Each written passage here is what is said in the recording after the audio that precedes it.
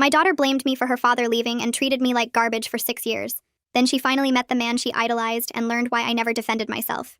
My husband Ray left when our daughter Mia was 12 years old. He packed a suitcase one Saturday morning while I was at work and was gone by the time I came home. He left a note on the kitchen counter that said he needed to find himself. He did not say goodbye to Mia. He did not call her for 3 weeks. When he finally did call, he told her that leaving was the hardest thing he ever did, but that mommy made it impossible for him to stay. He said I was controlling and cold and never appreciated him. He said he tried so hard to make our family work, but I pushed him away. He said he hoped Mia would understand someday. Mia believed every word. She was 12 and her father was her hero. He coached her soccer team. He took her for ice cream every Sunday. He let her stay up late watching movies while I was the one enforcing bedtimes and homework rules. Of course she believed him. I was the strict parent and he was the fun one. I was the one who said no and he was the one who said yes. When he left, she decided it must be my fault, because her perfect father would never abandon her without a good reason. The first time Mia screamed at me was 2 months after Ray left. She said I drove him away. She said I was impossible to live with. She said she wished she could live with her dad instead of being stuck with me. I did not defend myself. I did not tell her the truth about why Ray left. I thought she was too young to know. I thought it would hurt her more to know the real story than to be angry at me. I thought I could handle her blame if it meant protecting her from the ugliness. That was my mistake. Mia's anger did not fade with time. It grew. By the time she was 14, she barely spoke to me except to criticize. She said I was a terrible cook. She said our house was embarrassing. She said her friends had better mothers who actually cared about their children. She compared me to Ray constantly, even though Ray only called once a month and canceled half his scheduled visits. She made excuses for him. She said he was busy building his new life. She said it was hard for him to see her because I made things difficult. She said everything was my fault. I worked 2 jobs to keep us in our house after Ray left. He was supposed to pay child support, but the checks came late or not at all. I did not take him to court because I did not want Mia to know her father was refusing to support her. I just worked more hours and cut more corners and pretended everything was fine. Mia did not notice. She only noticed that we could not afford the things her friends had. She only noticed that I was tired all the time. She only noticed that I was not as fun as the father who breezed into town twice a year with expensive gifts and empty promises. When Mia turned 16, Ray missed her birthday completely. He said something came up with work. He sent a card 3 weeks late with a $100 bill inside. Mia framed the card and put it on her dresser. She said at least he tried. She said I probably made him feel unwelcome. I did not say anything. When Mia graduated high school, Ray did not come to the ceremony. He said the flight was too expensive. He sent flowers that arrived the day after. Mia called him and talked for an hour about how much she missed him. She did not thank me for the party I threw her or the laptop I saved for 8 months to buy. She just talked about how sad it was that her dad could not be there. I did not say anything. Mia went to college 3 hours away. She called Ray every week. She called me once a month and only to ask for money. I sent what I could even when it meant skipping meals myself. I never told her that. She never asked. Then last year everything changed. Mia was 23 and engaged to a man named Oliver. She wanted a big wedding. She wanted Ray to walk her down the aisle. She called him to ask and he said he would be honored. She was so happy. She called me to tell me the news, and for the first time in years, she sounded like she actually wanted to talk to me. She said the wedding would be in October. She said Ray was coming from Arizona where he lived with his new wife. She said it was going to be perfect. 2 months before the wedding, Ray called Mia. He said he could not make it after all. I sit on my couch staring at my phone after Mia hangs up. Her excited voice about Ray walking her down the aisle still echoes in my head. 2 months before the wedding, and he just canceled with some excuse about work conflicts. I know exactly what comes next because I have lived this pattern for 11 years. Ray makes a promise. Mia gets excited. Ray breaks the promise. Mia makes excuses for him, and somehow it ends up being my fault. I set the phone down on the coffee table and stare at the blank TV screen. My reflection looks tired. I worked a double shift yesterday at the diner and my feet still hurt. I should eat something, but I just sit there waiting for the call I know is coming. 3 hours pass before my phone rings again. I see Mia's name on the screen and take a breath before answering. She is crying before I even say hello. The words come out between sobs about how Ray explained everything. He has an important business conference in Seattle that he cannot miss. His company is counting on him. She should understand how hard he works to build his career. I make neutral sounds while she talks. I learned years ago that arguing only makes things worse. She needs to work through this herself and arrive at the conclusion she always arrives at. I hear her voice shift from sad to defensive. She starts explaining why this makes sense, why Ray has good reasons, why it is actually not that bad. I stay quiet and let her convince herself. Then comes the part where she works up to blaming me. I can hear it building in her tone. She talks about how uncomfortable Ray feels at family events, how he never knows if I will make things weird, how the divorce was so hard on him and being around me brings up painful memories. I bite my tongue so hard I taste blood. The truth sits in my throat wanting to come out, but I swallow it down like I have done for 11 years. Telling her now would sound like revenge. It would sound like a bitter ex-wife trying to ruin her father. She finally says it directly. If I had not made things so difficult when they were married, Ray would not feel awkward about family events now. If I had been a better wife, he would not have left. If I could just be civil and welcoming, He would want to be part of these important moments. My jaw aches from clenching. I want to scream that Ray left because he got another woman pregnant, that he chose his affair and his new life over his 12-year-old daughter, that he blamed me to make himself feel better about abandoning his family. But I do not say any of that. I just tell her I am sorry she is hurting and that I love her. She makes a frustrated sound and hangs up. The next day my phone rings while I am restocking napkins at the diner. Oliver's name flashes on the screen. I step into the storage room to answer. He sounds exhausted in a way I have never heard before. He tells me Mia cried all night. She kept switching between defending Ray and planning an angry speech to confront him. She would say Ray was right to prioritize his career. Then 5 minutes later, she would be furious that he canceled. Oliver listened to her go in circles for hours. He finally got her to sleep around 4 in the morning. His voice drops lower and he asks me something quietly. He wants to know if there is something he should know about why Ray really left. Something that would help him understand why Mia gets so intense about this. Something that explains the pattern he has been watching. I lean against the metal shelving unit and close my eyes. This is the moment I have been dreading. Oliver is kind and smart, and he loves Mia. He deserves to know the truth. But I tell him the same thing I have told everyone for 11 years. Ray and I grew apart. We wanted different things. The marriage stopped working. Oliver is silent for a long moment. Then he says he respects my privacy, but he can see how much this pattern hurts Mia. He can see her making excuses for someone who keeps letting her down. He can see her attacking me when I have been the one showing up consistently. He suggests maybe it is time for some truths to come out before the wedding, before Mia builds her marriage on the same broken foundation. I tell him I will think about it and hang up before my voice cracks. I make an appointment with the therapist I saw years ago when Ray first left.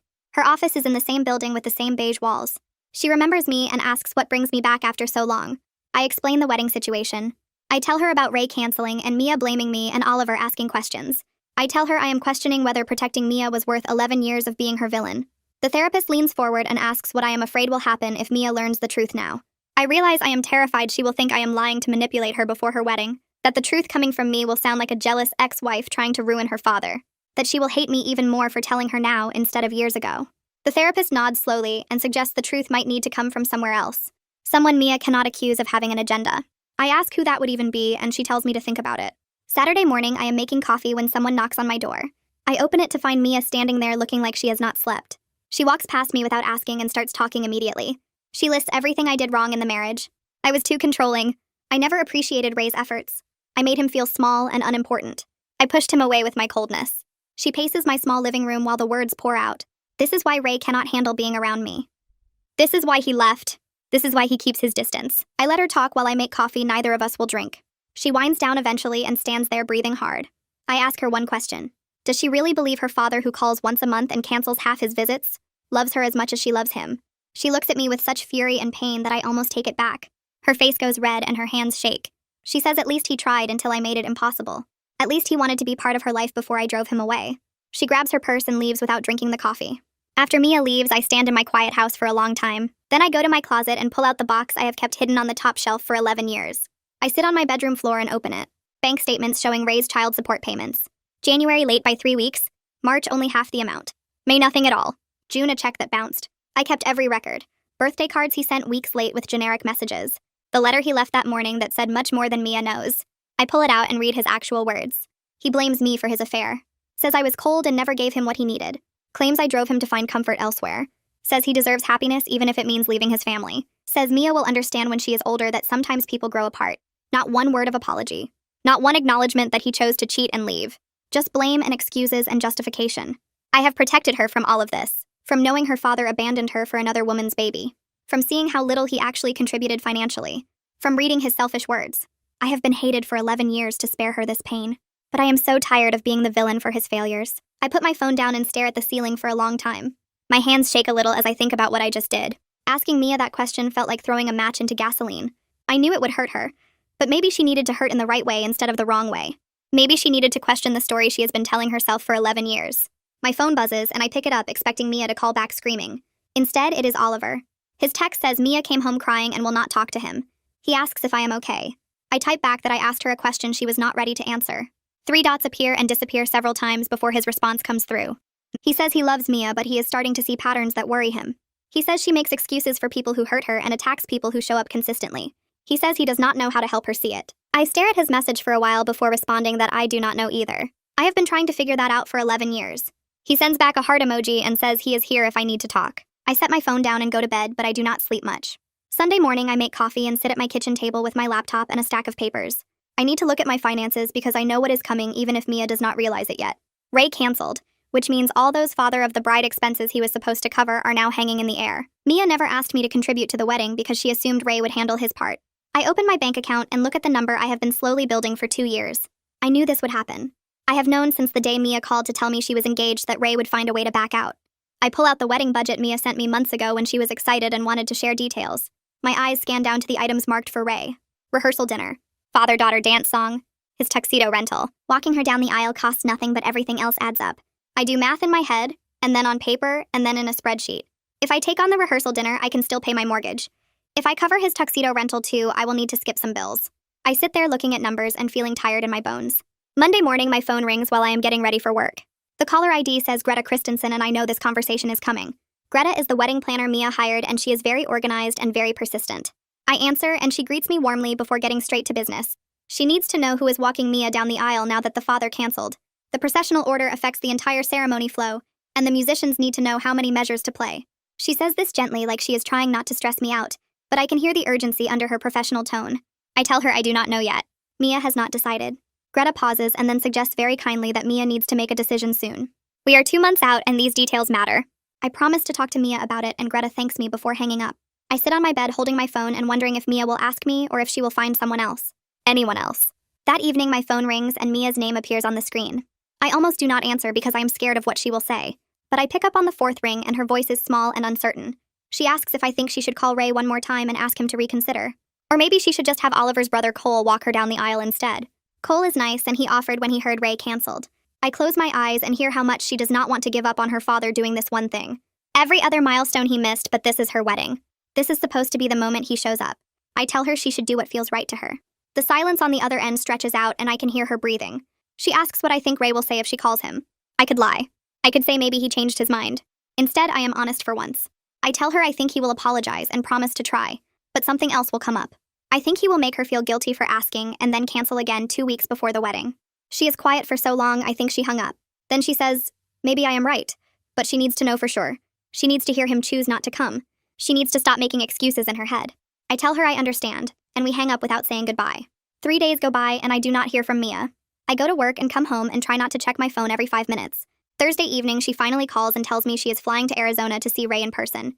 She says she needs to look him in the eye and understand why he keeps doing this. Oliver is going with her, and they leave Friday morning. My stomach drops because I know exactly what will happen. Ray will be charming and apologetic. He will have good excuses, and Mia will want to believe him. She will come home convinced I was wrong, and he really does love her. I tell her to be safe, and she says she will call me when they get back. After we hang up, I text Oliver privately. I tell him to pay attention to Ray's actual life in Arizona, not just what he says. Oliver responds quickly that he has been thinking the same thing. He says 11 years of phone calls and canceled visits do not match someone who desperately wanted to be part of his daughter's life. He says he plans to keep his eyes open. Friday afternoon at work drags by like walking through mud. I keep checking my phone even though I know their flight does not land until evening. I imagine Mia and Oliver getting off the plane in Phoenix. I imagine Ray meeting them at the airport or maybe at his house. I wonder if he even cleaned his house or if Felicia, his wife, knows the whole story about why he left. I wonder if she knows about the child support he never paid on time. I wonder if Mia will finally see what I have protected her from all these years. Or maybe she will come home blaming me even more because Ray will spin everything to make himself look good. He is very good at that. He has had 11 years of practice. I leave work at 5 and drive home and try to distract myself with television, but nothing holds my attention. Saturday morning, I wake up to a text from Oliver. It came in at 7 a.m. and I must have been sleeping. The message has a photo attached. I open it and see a nice suburban house with a pool in the back and 2 new cars in the driveway. The landscaping looks professional and there is a fancy grill on the patio. Oliver's message says interesting lifestyle for someone who could never afford child support. I stare at the photo for a long time. Part of me feels vindicated because here is proof that Ray lied about money problems. But mostly I feel sick because Mia is seeing this too. She is seeing her father's comfortable life while I worked 2 jobs to keep us in our old house. While I sent her grocery money in college and skipped meals myself. While Ray's child support checks came late or not at all and I never told her. I text back that I see it and Oliver sends a thumbs up. The rest of the weekend passes with no call from Mia. Oliver sends brief updates like he promised. Friday dinner was tense. Ray made excuses about the wedding and work conflicts. Felicia seemed uncomfortable and barely talked. Saturday, they are meeting Ray's friends from his country club. Sunday, they are supposed to have brunch before flying home. Each update makes my stomach tighter. I imagine Mia surrounded by Ray's new life, seeing how easy everything is for him. How he has money for a pool and new cars, but never had money to visit his daughter. How he has time for country club friends, but not for her high school graduation. I wonder what excuses he is making. I wonder if she is believing them. Sunday afternoon, my phone rings and I see Mia's name on the screen. I answer and hear crying instead of words. The sound cuts through me because Mia does not cry like this. She has not cried to me since she was a little girl. I hear Oliver in the background asking if she wants him to talk instead. She makes a choking noise and manages to say she needs to come see me when they get home tonight. Her voice sounds broken in a way I have never heard before. I tell her I will be here and she hangs up without saying goodbye. I sit on my couch staring at my phone trying to imagine what happened in Arizona. Part of me hoped this would happen, but hearing her cry makes me feel sick. I clean my house even though it is already clean. I make coffee and pour it out. I sit and stand and walk around and check the clock every 5 minutes. The hours drag by like walking through mud. I keep thinking about what Ray might have said or done. I keep thinking about what Felicia might have told her. I wonder if Mia will hate me more now or if something shifted. At 9:45, I see headlights in my driveway. I open the door before they knock. Mia looks destroyed. Her face is red and swollen from crying and her eyes look empty. Oliver has his arm around her waist, holding her up like she might fall. He helps her inside and she walks to my couch and sits down staring at nothing. Oliver looks at me with an expression I cannot read. He says Ray's wife Felicia pulled Mia aside at brunch this morning and told her some things. He says Felicia felt guilty watching Ray lie to Mia's face all weekend. My stomach drops because I know what is coming. Mia sits perfectly still, not looking at either of us. Oliver sits in the chair across from her and I stay standing because I do not know what else to do. The silence stretches out until I think I might scream. Then Mia speaks in a flat voice that sounds nothing like her. She asks me if it is true that Ray left because he got his coworker pregnant. I feel the room tilt sideways. I never thought she would learn it this way. I never thought Felicia would be the one to tell her. I open my mouth but nothing comes out. Mia looks at me for the first time since she arrived, and I see something in her eyes that makes my chest hurt. I nod because I cannot make words work. She makes a sound like something inside her shattered. She asks why I never told her. Her voice breaks on the last word. I sit down on the couch but not too close because I do not know if she wants me near her. I explain that she was 12 years old and worshipped him. I thought the truth would destroy her. I thought letting her be angry at me was better than knowing her father abandoned her for another woman's baby. I thought I could handle her blame if it meant protecting her from that ugliness. Mia stares at me and whispers that I let her hate me for 11 years to protect him. Not to protect her. To protect him from her knowing what he really was. I start to say that is not how I saw it. But Oliver speaks up.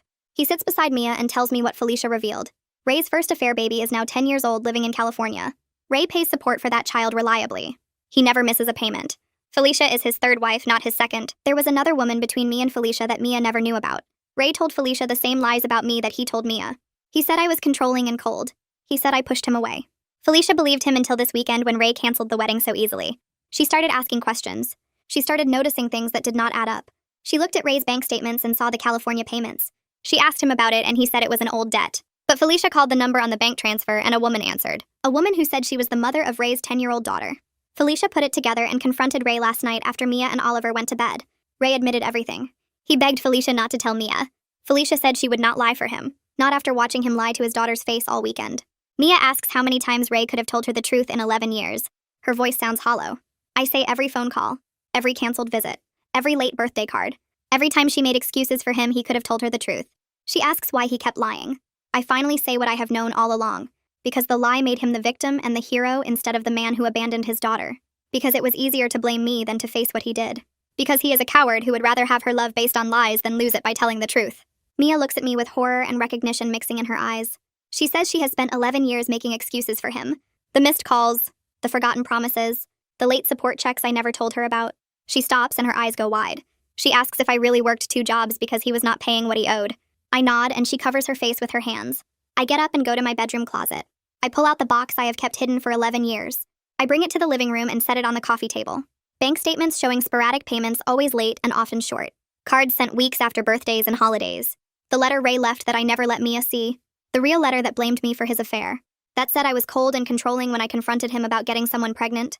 Records of every broken promise I documented but never showed her. Mia goes through the box with shaking hands. Oliver reads over her shoulder. She finds the letter Ray left on the kitchen counter that Saturday morning. She reads his actual words. Not the sanitized version he told her on the phone weeks later. She sees him blame me for his cheating. She sees him claim I drove him away. She sees him say he deserves happiness even if it means leaving his family. She reads it twice, then sets it down carefully like it might explode. She asks about specific memories. The times Ray canceled Christmas. The summer he promised to take her to Disney and never showed up. Her 16th birthday when he forgot completely. I tell her the truth about each one. The Christmas cancellations were because his affair baby's mother wanted him there and he chose that family. The Disney trip never happened because his new wife at the time did not want him taking Mia. The 16th birthday he forgot because he simply forgot. She was not his priority. She has never been his priority. He loved the idea of being her hero more than he loved actually being her father. Oliver keeps looking through the box while Mia sits frozen with that letter in her hands. He pulls out a folder of bank statements from my account during her college years. He studies them for a minute, then looks up at me with something like anger, mixed with sadness. He shows Mia the highlighted lines where I transferred money to her account every month. The amounts are small but consistent. $50 here, $75 there, $100 when I could manage it. Mia takes the statements and her hands start shaking as she reads through them. She flips to another page and sees Ray's child support payments listed in a different section. They stop completely halfway through her freshman year. No more payments after that, just my transfers every single month. She looks at me and her face crumples. She says she called Ray every single week during college complaining that I never gave her enough money. She told him I was being cheap and difficult.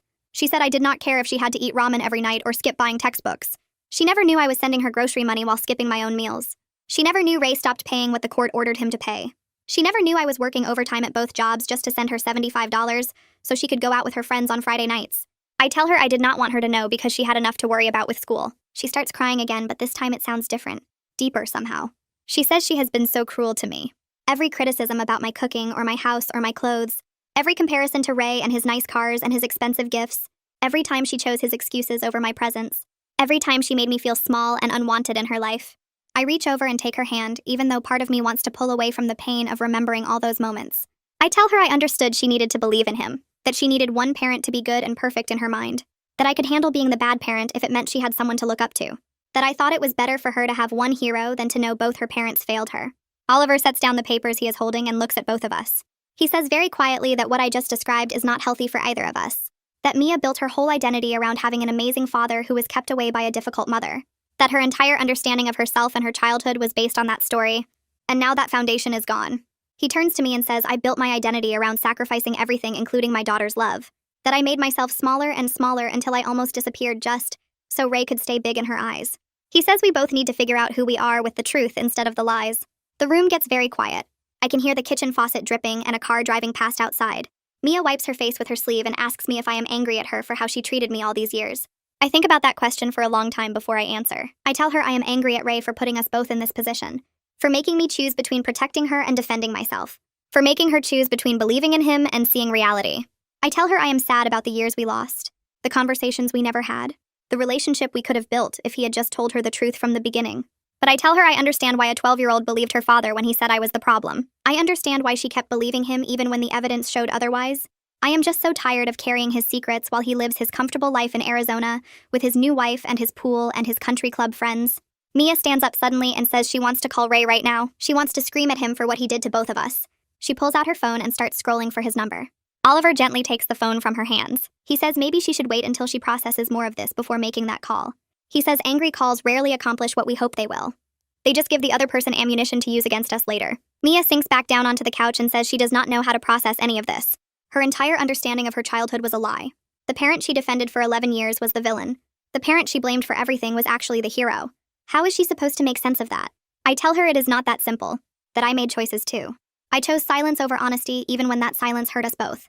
Ray is responsible for his actions, but I am responsible for mine. We both hurt her in different ways even if my intentions were protective. She needs to be angry at both of us, but for the right reasons, not the reasons Ray told her. Oliver shifts in his chair and asks some practical questions about the wedding. Does Mia still want Ray there at all? Who should walk her down the aisle now? How does she want to handle this publicly when people ask about her father? Mia looks at him like he just asked her to solve a complicated math problem. She says she cannot think about the wedding right now when her whole life just turned upside down. She says the wedding feels completely unimportant compared to everything she just learned. I look at the clock on the wall and realize it is almost midnight. They drove 3 hours to get here, and we have been sitting in this living room going through that box for hours. I suggest they stay here tonight instead of driving home this late while upset. I tell them they can have my room and I will take the couch. Mia looks relieved and nods.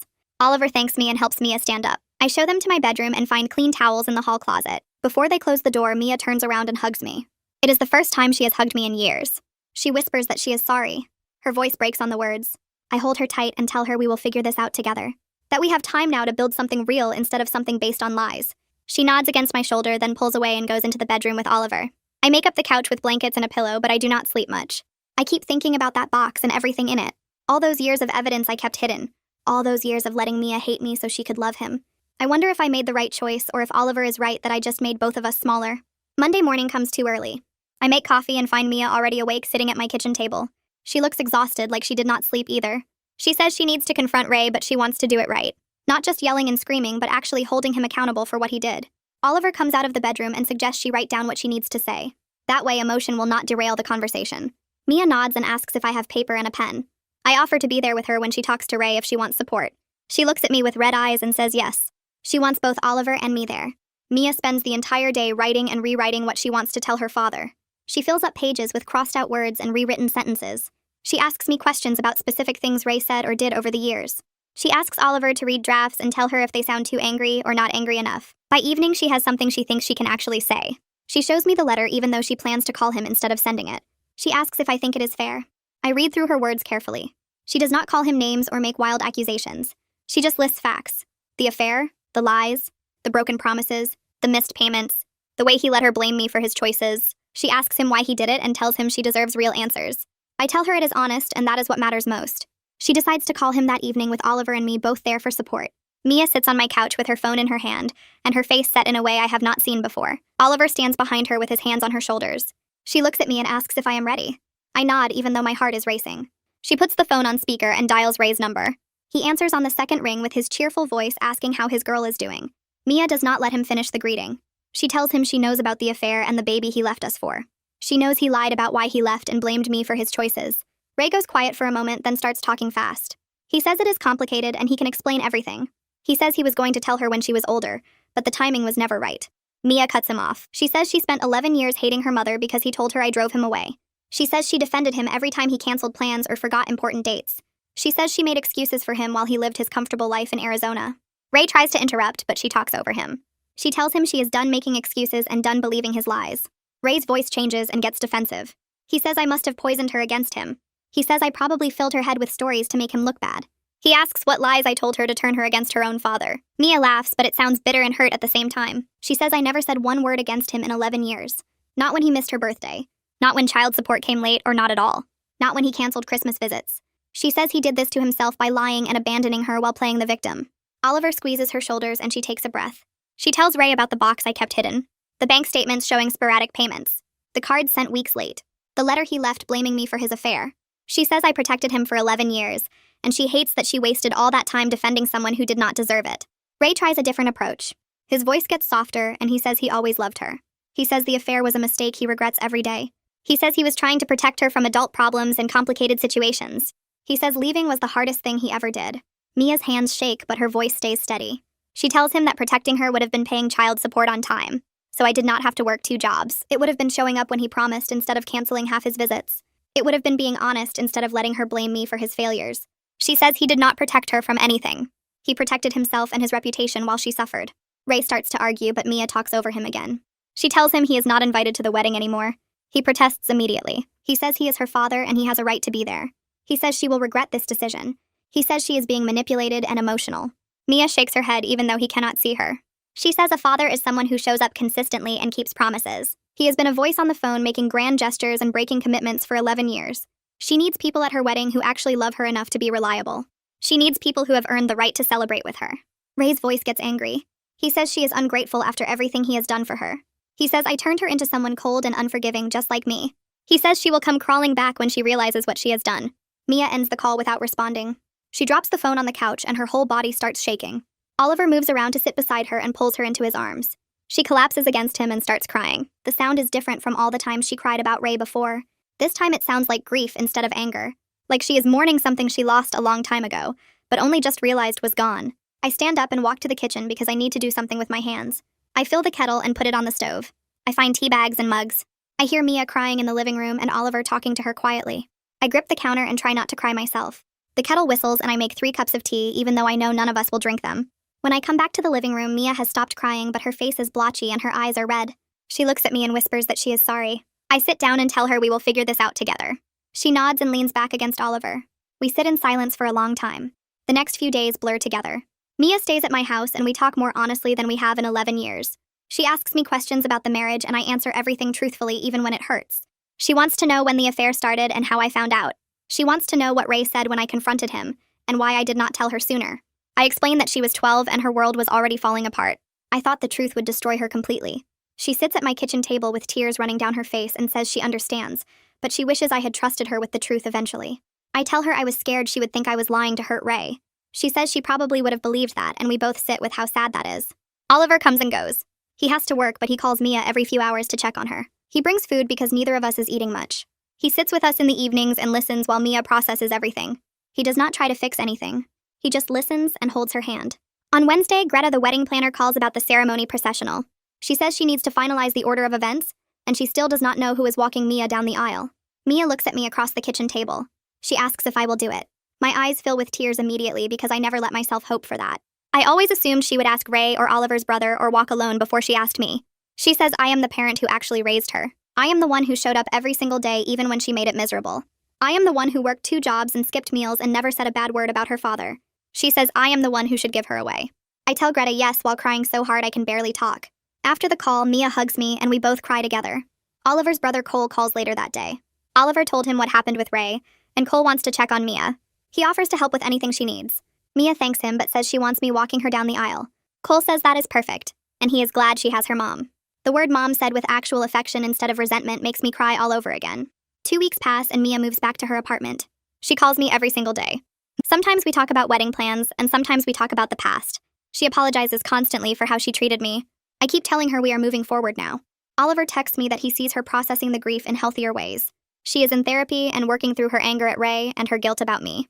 On Saturday morning, Mia calls and asks if I want to help her shop for her wedding dress. She says she never invited me before because she assumed I would criticize everything or make it about myself.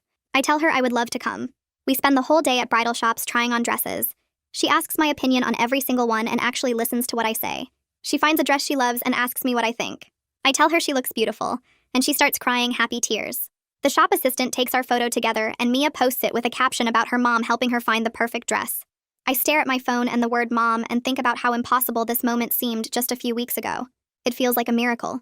Ray's phone calls start 3 days after we find the dress. The first voicemail sounds sorry and sad. He says he misses Mia and wants to talk through everything calmly. He says he understands she is hurt, but cutting him out completely seems extreme. The second voicemail comes that same evening and his tone shifts. He says I clearly poisoned her against him after all these years. He says she is making a mistake listening to my lies. The third voicemail arrives the next morning and he is angry now. He says she will regret this when she realizes I manipulated everything. He says he is her real family and I am just trying to steal her away. Mia does not call him back, but she plays the messages for me while we sit at her kitchen table. She watches my face carefully like she is testing whether I will say I told you so. I just listen to Ray's voice cycling through emotions like he is reading from a script. When the messages end, Mia deletes them one by one. She says it is weird how clearly she can see the manipulation now. She says he does the same thing every time. Starts nice, gets accusatory, ends with guilt trips. She says she never noticed the pattern before because she was too busy making excuses for him. Oliver comes home from work and finds us still at the table. He kisses Mia's head and asks how her day was. She tells him about the voicemails and he just nods like he expected it. Later that evening, after Mia goes to shower, Oliver asks if we can talk privately. We sit on their small balcony and he looks tired in a way I have not seen before. He tells me that watching Mia process everything has made him love her more, but also worry about her. He says he sees how deeply she believed the lies Ray told her. He says he sees how hard she fights against truths that hurt even when the evidence is right in front of her. He asks if I think she will be okay long term. I tell him she is stronger than both of us think. I tell him she spent 11 years building her identity around having an amazing father who was kept away by a difficult mother. That foundation crumbled in one weekend and she is still standing. I tell him she has him now and that makes all the difference. Oliver nods slowly and says he hopes I am right. He says he wants to protect her from more pain, but he knows she needs to work through this herself. 1 month before the wedding, Mia calls and asks if we can meet for coffee. She sounds nervous, which makes me nervous. We meet at a place near her apartment and she orders tea she does not drink. She finally asks if we can talk about what happens after the wedding. She says she wants a real relationship with me, but she does not know how to build one after so many years of anger and blame. She says her therapist is helping her work through the past, but she needs my help to figure out the future. I suggest we start small with regular phone calls even when nothing important is happening. I suggest honesty about feelings even when they are uncomfortable. I suggest patience with the process because neither of us will get it right immediately. Mia writes down everything I say in her phone like she is taking notes.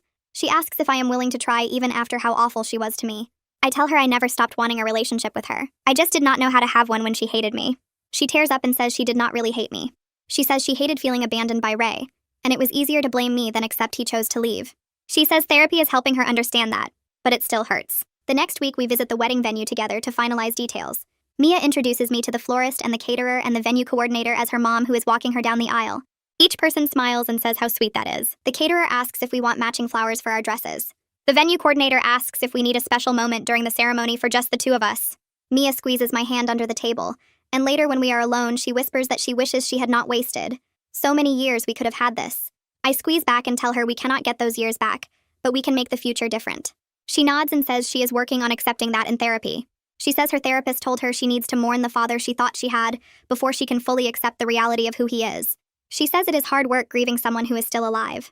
She says some days she wants to call Ray and pretend everything is fine so she does not have to feel the loss. I tell her I understand that urge, but pretending will only delay the healing. She says she knows, and that is why she keeps deleting his voicemails without responding. 2 weeks before the wedding, Ray sends Mia a long email. She forwards it to me and asks what I think. The email is 6 paragraphs of apologies mixed with justifications. He says he is sorry for lying, but he did it because he loved her and wanted her to think well of him. He says being a good father was important to him even if he failed at actually doing it. He says he understands if she needs space, but he hopes she will let him attend the wedding even if he cannot walk her down the aisle. He says he wants to see her happy on her special day. He says he will sit in the back and leave right after the ceremony if that is what she wants. He says he just needs to be there. Mia calls me after I read it and asks what I think she should do. I tell her it is her wedding and her choice. I tell her I will support whatever she decides. She is quiet for a long time, then says she needs to think about it. 2 days later, she calls back and says no. She says she needs her wedding to be about people who show up consistently, not people who make grand gestures and empty promises. She says she wants to start her marriage surrounded by real love, not performances. She says having Ray there would mean spending the whole day managing his feelings and wondering if he will actually stay or leave early like he always does. She says she deserves better than that. I tell her I am proud of her for choosing what she needs instead of what Ray wants. She says it feels terrible and right at the same time. Wedding day arrives and I wake up more nervous than I have been in years. I keep checking my phone expecting some crisis or emergency. Mia calls at 8 in the morning and asks if I am awake. She sounds excited and scared. She asks if I am still okay with walking her down the aisle because she will understand if it feels like too much pressure. I tell her I am honored and I would not miss it. She laughs and says she cannot believe this is actually happening. Oliver texts me later that morning saying Mia is crying happy tears because everything is coming together. When I arrive at the venue, Mia is in her dress and she looks so beautiful I start crying immediately. She sees me and starts crying too, and her makeup artist yells at us both. Mia hugs me carefully so she does not wrinkle her dress. She whispers that she is glad I am the one walking her down the aisle because I am the one who earned it through years of showing up even when she made it miserable. The ceremony starts and I stand with Mia behind the closed doors. She is shaking and I am shaking, and we hold hands like we are both about to jump off a cliff. The doors open and music plays and we start walking. Everyone stands and turns to look. I see Oliver at the front and he is crying already. I see his family smiling at us. I see Mia's friends from college. I see my coworkers who came to support us. The officiant welcomes everyone and talks about love and commitment. Then she asks who gives this woman to be married. My voice shakes when I say I do, but I get the words out. Mia hugs me tight and whispers, "Thank you for everything." I sit in the front row and cry through the entire ceremony. I watch Mia and Oliver exchange vows and rings. I watch them kiss while everyone cheers. I watch my daughter marry a good man who loves her, and I feel grateful we made it here. At the reception, Mia and Oliver do their first dance, and then dinner is served. After everyone eats, Mia stands up with her glass. She thanks Oliver's parents for welcoming her into their family. She thanks Oliver's brother Cole for helping with wedding planning. Then she looks at me and says she needs to thank her mom. She says I taught her what real love looks like. She says real love is not grand promises, but consistent presence. She says real love is not easy affection, but hard choices to protect the people you care about. She says she is sorry it took her so long to see what I was doing all those years. She says she is grateful I never gave up on her even when she gave up on me. Everyone applauds and I cannot stop smiling even though I am crying again. Mia comes over and hugs me and whispers that she loves me. I whisper back that I love her too, and I always have. A week after the wedding, Mia and Oliver show up at my house with a bottle of wine and a homemade lasagna. Mia says she wanted to cook for me for once instead of always eating my food. I open the door and she hugs me without hesitation. No stiffness or obligation in it. Oliver hugs me too and says congratulations on making it through wedding season. We sit at my small kitchen table and Mia serves the lasagna while asking about my week at work. I tell her about a difficult customer and she actually listens, asks follow-up questions, laughs at the right parts. Oliver mentions their honeymoon plans for next month, a beach resort in Mexico they found on sale. Mia turns to me and asks if I have ever been to Mexico. I say no, and she looks sad for a second, like she is realizing how little she knows about my life. She asks what I do for fun now that she is not home anymore. I tell her about my book club and the yoga class I started taking on Saturdays. She smiles and says she is glad I have things for myself. Then she asks if I am dating anyone. The question catches me off guard because she has never asked about my personal life before. I say no, and she nods thoughtfully. She says I should try one of those dating apps because I deserve to have someone. Oliver agrees and offers to help me set up a profile. I laugh and say maybe someday, but right now I am just enjoying the quiet. Mia reaches across the table and squeezes my hand. She says she is sorry I spent so many years alone while she was being awful. I squeeze back and tell her we are past that now. After dinner, we move to the living room with our wine. Mia curls up on the couch next to Oliver and I sit in my chair. She gets quiet for a moment, then says she has been thinking about Ray a lot.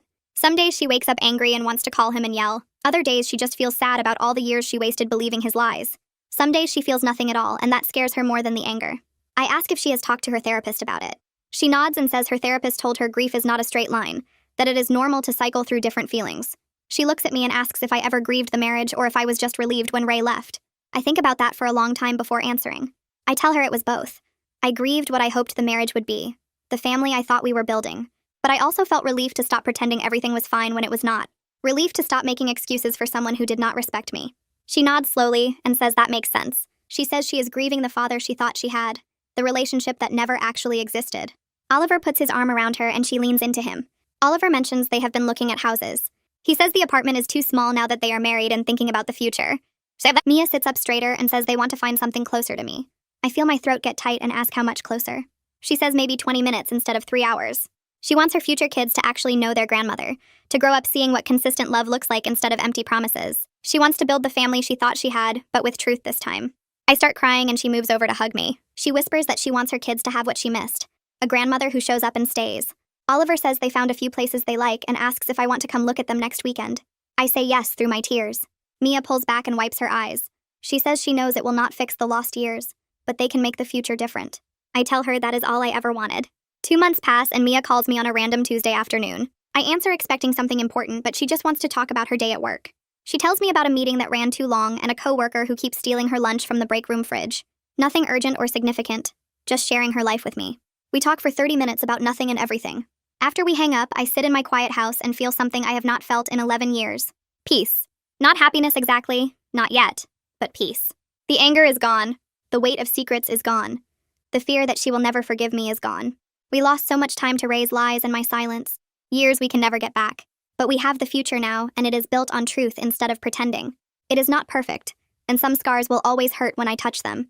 But we are finally moving forward together as mother and daughter.